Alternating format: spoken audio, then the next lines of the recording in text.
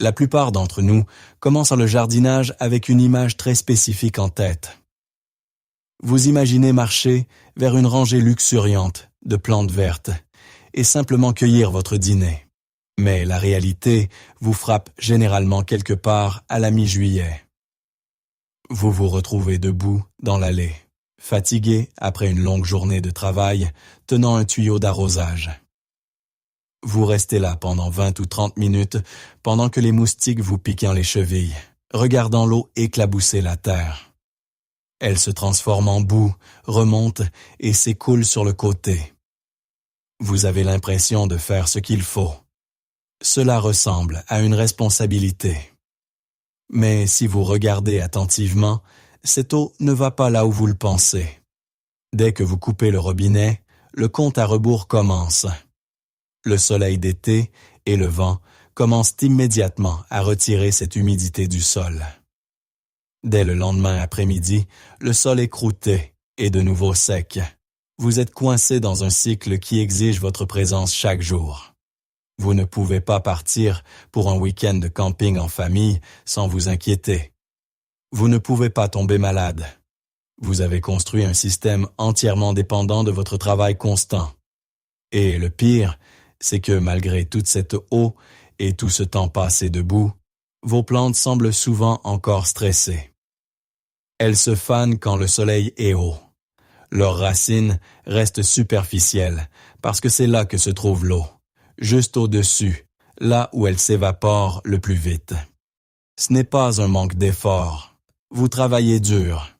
C'est un échec du modèle qu'on nous a enseigné. Nous traitons les plantes comme si elles buvaient dans une tasse, en versant de l'eau par le haut et en espérant qu'elles s'infiltrent. Mais ce n'est pas ainsi que fonctionne un système résilient.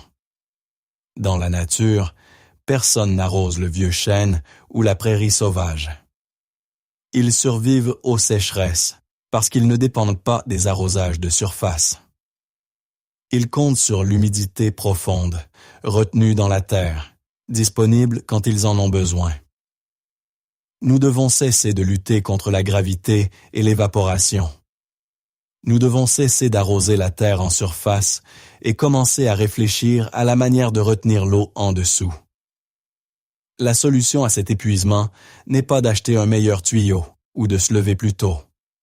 La solution nous demande d'inverser complètement notre façon de penser l'arrosage. Nous devons cesser d'essayer d'imiter la pluie, qui est imprévisible et éphémère, et commencer à imiter la nappe phréatique. Si vous marchez dans une forêt dense ou une vallée fluviale luxuriante pendant une période de sécheresse, les plantes sont toujours vertes. Personne ne les arrose. Elles prospèrent parce qu'elles ont accès à une réserve d'humidité profondément enfouie, qui remonte à travers les couches du sol pour atteindre leurs racines. Nous pouvons construire exactement la même stabilité dans votre jardin, à l'intérieur d'un potager surélevé. Cette méthode est souvent appelée lead mesh, ou techniquement jardinière subirriguée. Ne laissez pas la terminologie vous intimider.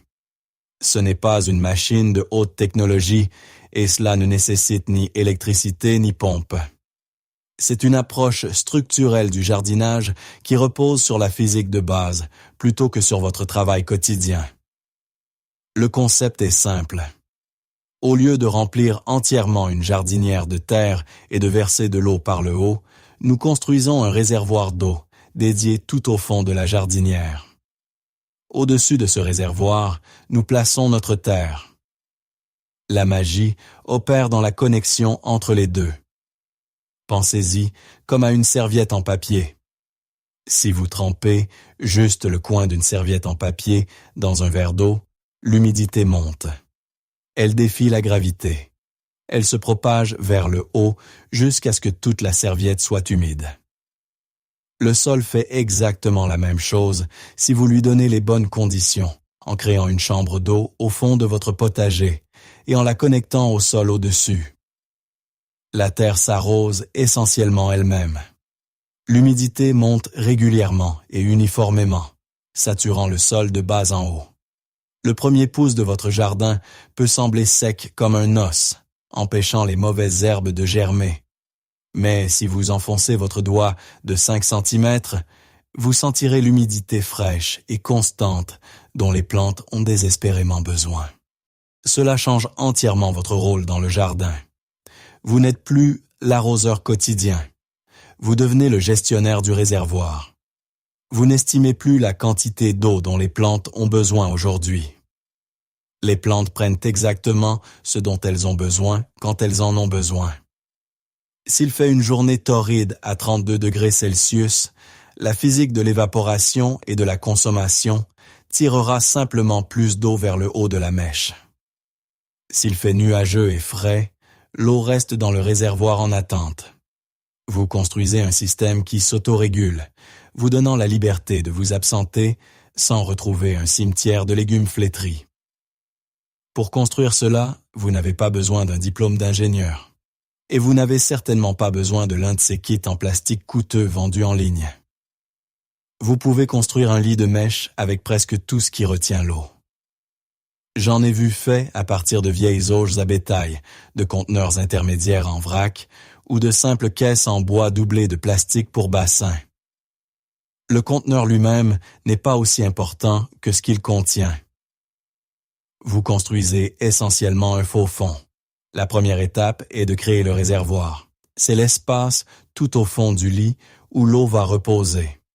Vous ne pouvez pas simplement remplir cet espace de gravier où vous perdez trop de volume pour le stockage de l'eau. Je préfère utiliser un tuyau de drainage perforé, ondulé de 10 cm. Vous pouvez en acheter un rouleau dans n'importe quelle quincaillerie pour pas cher.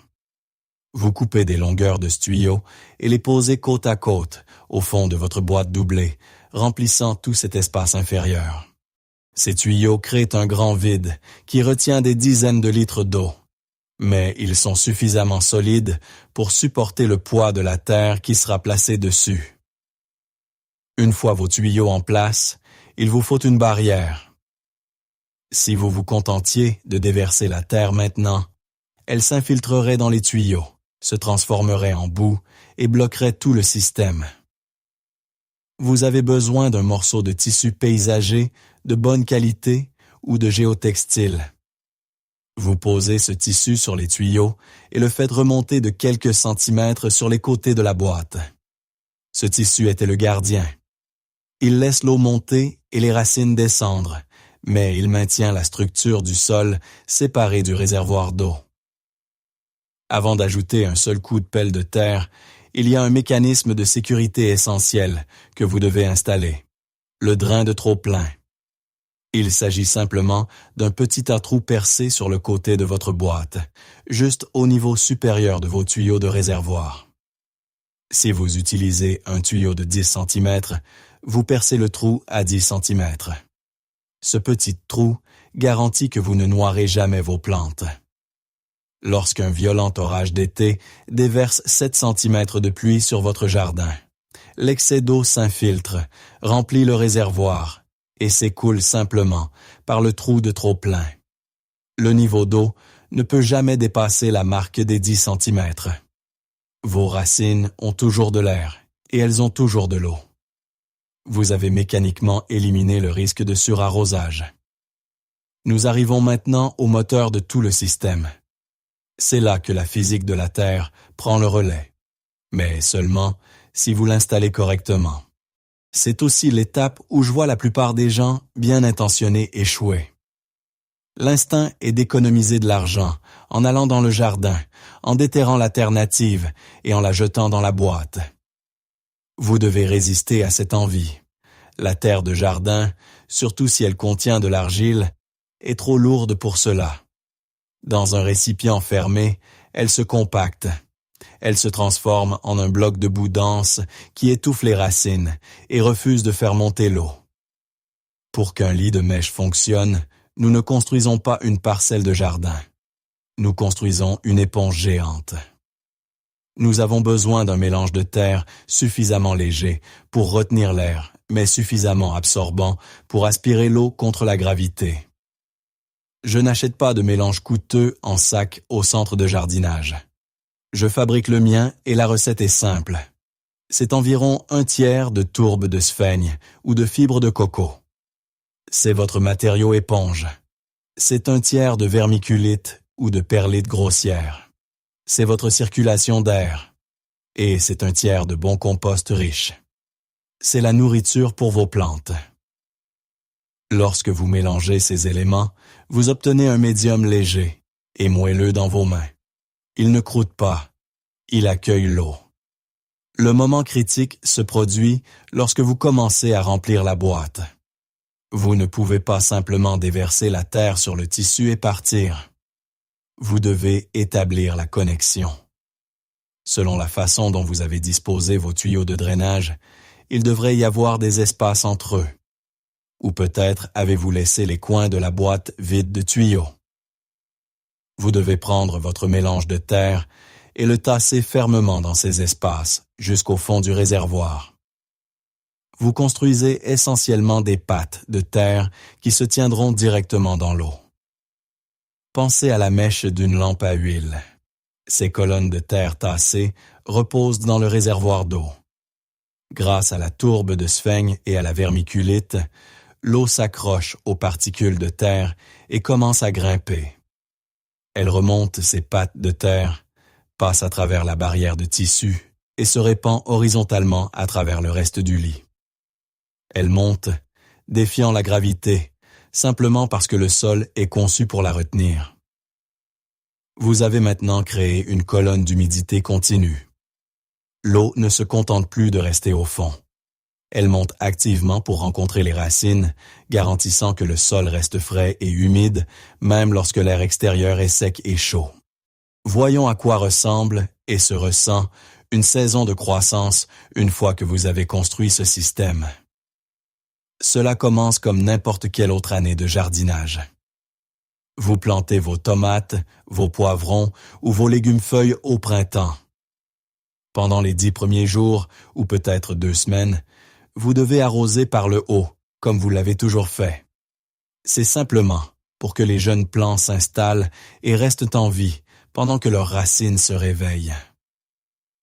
Mais vers la 3e semaine, la dynamique change complètement. C'est le moment où vos plantes réalisent que l'eau ne vient plus du ciel. Elle vient d'en bas. Vous verrez la différence dans la structure de la plante. Dans un jardin traditionnel, les racines ont tendance à s'étaler latéralement, près de la surface, cherchant frénétiquement cet arrosage quotidien. Dans un lit de mèche, le premier centimètre de sol sèche, et les racines plongent instinctivement vers le bas. Elles sentent l'humidité monter du réservoir que nous avons construit. Elles poussent profondément, épaisses et verticales, s'ancrant dans cette zone permanente de sol humide. Une fois que ces racines atteignent la mèche, généralement à la fin du 1er mois, vous êtes effectivement libéré de la tâche quotidienne. Avançons jusqu'à la mi-juillet. C'est généralement la période de l'année qui brise l'esprit d'un jardinier. Les températures atteignent 35 degrés Celsius. Vos voisins sont dehors chaque soir, traînant des tuyaux, menant une bataille perdue d'avance contre l'évaporation. Leurs plantes se fanent chaque après-midi à 14 heures, stressant le légume et atrophiant le fruit. Mais vous sortez vers votre lit de mèche, et vos plantes ont exactement la même apparence à midi qu'à l'aube. Elles sont luxuriantes et turgides. Elles ont un approvisionnement constant et ininterrompu en eau qui ne fluctue pas avec la météo parce que les plantes ne subissent jamais le stress de la soif. Elles ne s'arrêtent pas. Elles continuent simplement de pousser. Votre routine passe d'une corvée quotidienne à un contrôle mensuel. Vous aurez un tuyau de remplissage vertical sortant du coin de votre lit. Juste un morceau de PVC qui mène directement à votre réservoir. Une fois toutes les 3 ou 4 semaines, selon la taille de vos plantes, vous sortez avec le tuyau d'arrosage. Vous l'introduisez dans le tuyau et l'ouvrez. Vous attendez environ 5 ou 10 minutes jusqu'à ce que vous voyiez de l'eau s'écouler par le trou de trop-plein que nous avons percé. C'est tout. Vous venez d'arroser votre jardin pour le mois suivant. Vous échangez 15 heures passées sous la chaleur contre 15 minutes à regarder un tuyau se remplir. Le bénéfice ne concerne pas seulement votre temps, il concerne la récolte. Quand une plante de tomate a un apport d'eau constant, elle ne se fend pas. Quand une vigne de concombre n'a jamais soif, le fruit n'est jamais amer. Vous obtenez un rendement constant et prévisible parce que vous avez supprimé les variables. Vous pouvez partir en vacances pendant 2 semaines en août, pendant que le reste du quartier supplie ses amis d'arroser leurs parcelles. Et vous rentrez chez vous, dans une jungle de produits qui ont prospéré pendant votre absence. Cela ressemble à de la triche, mais c'est juste une bonne conception. La fiabilité dans un jardin ne consiste pas seulement à survivre aux jours caniculaires de l'été. Il s'agit de la façon dont vous gérez les transitions de saison. C'est là que le système de mèche surpasse discrètement les potagers surélevés traditionnels. Nous oublions souvent que l'eau agit comme une batterie. Elle retient la température bien mieux que l'air, ou la terre sèche. Parce que vous avez 150 ou 200 litres d'eau au fond de votre lit, vous avez créé une masse thermique massive. Au début du printemps, quand l'air est encore frais, mais que le soleil est là, cette eau retient la chaleur du jour et maintient la zone racinaire plus chaude pendant la nuit. Dans la chaleur de la fin de l'été, cette eau souterraine reste fraîche, empêchant les racines de cuire. Vous lissez les fortes variations météorologiques, offrant à vos plantes un environnement stable où elles peuvent se concentrer sur la croissance plutôt que sur la simple survie. Cette stabilité devient votre meilleur outil pour ce que nous appelons le pontage de saison. Imaginez essayer de planter un jardin d'automne en août. Habituellement, le sol est dur comme du béton et sec comme de la poussière. Semer des graines délicates de laitue ou d'épinards dans ces conditions est un cauchemar. Il faut les arroser 3 fois par jour juste pour qu'elles germent. Dans un lit de mèche, cette difficulté disparaît car l'humidité monte constamment d'en bas. Le sol de surface reste facile à travailler et réceptif. Vous pouvez planter vos cultures d'automne en plein milieu d'une période de sécheresse, sachant que l'humidité est là, à les attendre. Cela vous permet de passer en douceur de vos tomates d'été à votre choucale d'hiver, sans l'habituel fossé de terre morte et sèche. C'est ce que je veux dire quand je dis que nous devons cesser de forcer la nature et commencer à travailler avec elle. La nature veut pousser. Elle veut remplir chaque centimètre carré de vie. Notre travail est simplement de supprimer les obstacles. En supprimant l'obstacle de la sécheresse et le stress des pics de température, vous laissez les systèmes naturels prendre le dessus. Vous n'installez pas de lampe de croissance ou de chauffage. Vous fournissez simplement une base constante. Quand vous arrêtez de lutter contre les besoins fondamentaux de la plante, vous réalisez que le jardinage n'a pas besoin d'être une bataille. Il peut simplement être une progression constante et tranquille d'une saison à l'autre, où la seule chose dont vous avez à vous soucier est comment vous allez manger toute cette nourriture. Quand vous prenez du recul et examinez un système comme celui-ci, vous réalisez que c'est bien plus que de simplement économiser quelques euros sur les tomates. Il s'agit de retrouver un sentiment de stabilité. Nous vivons dans un monde qui semble de plus en plus fragile. Les prix à l'épicerie semblent ne faire qu'augmenter et la qualité des aliments sur les étagères semble baisser. Lorsque vous construisez un jardin qui fonctionne, vous construisez une petite forteresse d'indépendance. Vous sortez de cette boucle de dépendance. Vous savez exactement d'où vient votre nourriture, ce qu'elle contient et qui l'a manipulée. Il y a une profonde tranquillité d'esprit à sortir dans votre jardin et à voir votre dîner y pousser, sachant que vous n'avez pas eu à mener une guerre avec les éléments pour l'obtenir. Cette méthode vous offre la prévisibilité. D'après mon expérience, une récolte massive et chaotique, qui n'a lieu qu'une fois par an, a moins de valeur qu'un approvisionnement constant et fiable sur lequel vous pouvez compter. Parce que ce système s'autorégule, vous n'avez pas les cycles de boom et de bust, de festin ou de famine. Vous obtenez un rythme régulier. Vous obtenez une nourriture qui s'intègre à votre vie plutôt qu'un jardin qui prend le dessus sur votre vie. Cela vous permet d'être un producteur sans avoir à devenir un agriculteur à temps plein. Vous pouvez toujours avoir votre emploi, vos loisirs et votre temps en famille. Et le jardin sera là, faisant discrètement son travail en arrière-plan. Je ne vous suggère pas de sortir demain et de démolir toute votre pelouse pour construire 20 de ces bacs. En fait, je vous le déconseillerais. C'est ainsi que les gens se sentent dépassés et abandonnent. Commencez petit. Construisez un seul lit. Peut-être juste un bac de 1,20 mètres sur 1,20 mètres. Plantez une culture que votre famille mange réellement. Observez comment cela fonctionne. Observez comment l'eau se déplace. Voyez par vous-même ce que cela fait d'ignorer votre jardin pendant 3 semaines et de revenir trouver des plantes saines.